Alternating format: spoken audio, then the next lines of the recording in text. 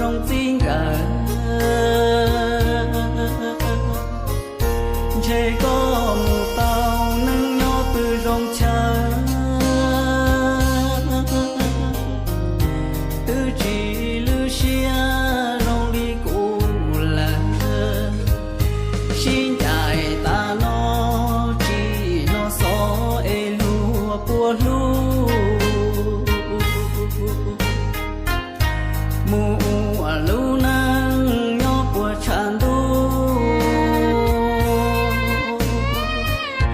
mùa trời lắng dài thiết trời tù tu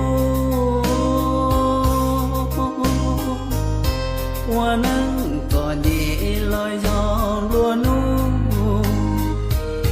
chỉ có một tàu nắng rong lẻ ho lên mùa chỉ rong đi cũ e khó xia khô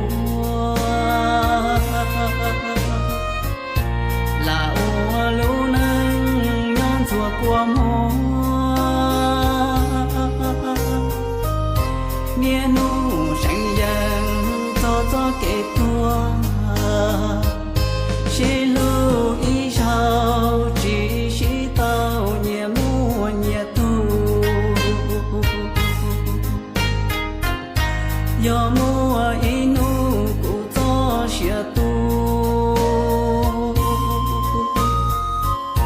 thọ có tua uống mà phao phá tu tia rong xia kỳ lúc khó mua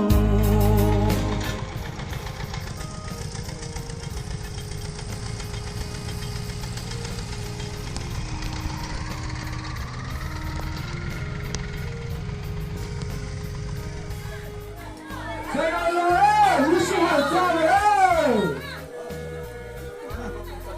Thầy ơi xin ơi, có gì ơi. Cái này cái giá đấy. Nó sợ chưa xây được lo. Lo bám bê xe.